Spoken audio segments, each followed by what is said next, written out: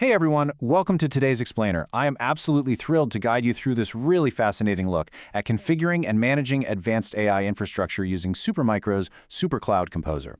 If you've been sitting there wondering exactly how the industry is handling the sheer, massive, physical and digital weight of modern AI data centers, well, you're in the right place. Let's get into it. Right out of the gate, we need to acknowledge a harsh reality. The AI revolution is pushing traditional data centers straight into a brick wall.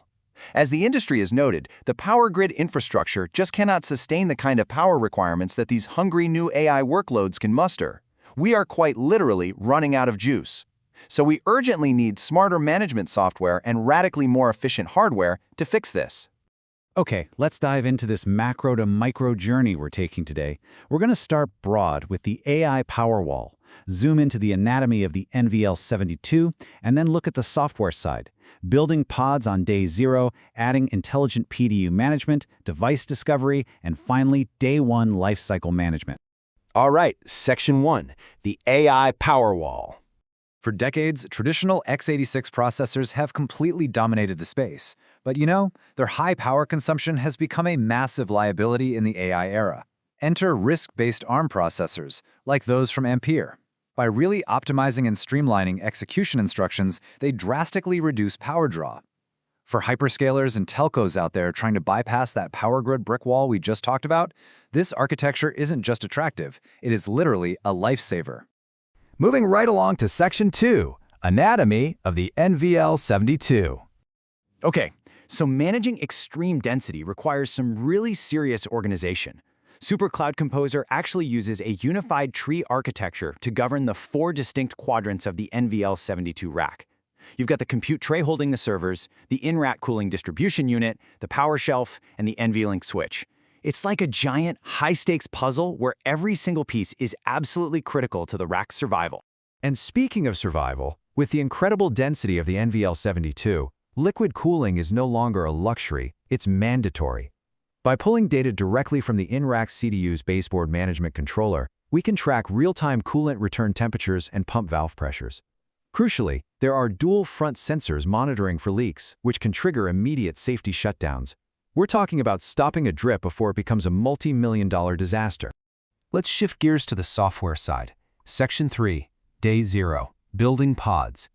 The pod view in SuperCloud Composer makes logical organization so intuitive. First, DevOps admins create a logical grouping. Let's call it an Ampere farm. Next, you map out your physical space, noting that your racks are in the Phoenix data center, building 6, floor 1. Finally, you just seamlessly associate those racks to your pod. Boom!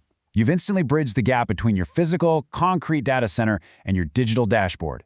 Which brings us to Section 4, adding intelligent PDU management for granular power control. Look, not all power is created equal. While a standard PDU basically just provides dumb power, an intelligent PDU, like the Schneider Electric AP641, completely changes the game.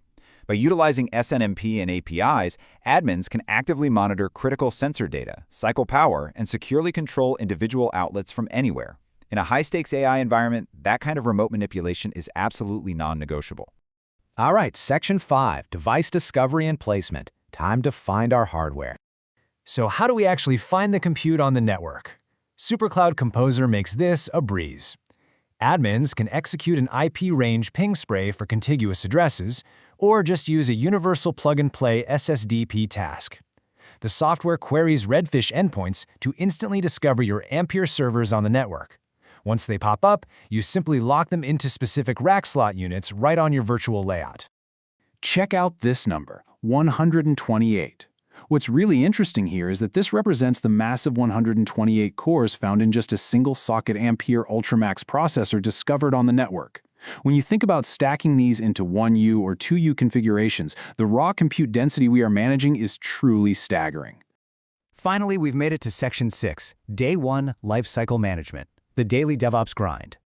This is where the magic really happens for admins. SuperCloud Composer drastically reduces the number of clicks required to do your job. Instead of endlessly bouncing between individual server BMCs, you perform all these vital tasks from a single dashboard. Whether you're forcing a reset, deploying an OS, flashing the BMC, or, and this is a real game changer, initiating a bundled firmware update across the entire NVL72 compute tray at once. It's all unified. And the visibility is unbelievable. You have this highly granular level of hardware asset information right at your fingertips. You aren't just seeing that a server is online, you are looking at deep metadata. You can confirm an NVIDIA Grace processor is healthy and even track specific memory DIMM slots. I mean, down to knowing exactly which Samsung memory modules occupy which physical locations on the board. So what does this all mean for you? The big takeaway is that we are looking at an open, standards-based architecture. SuperCloud Composer harvests OpenBMC Redfish endpoints to create a truly one-size-fits-all pane of glass.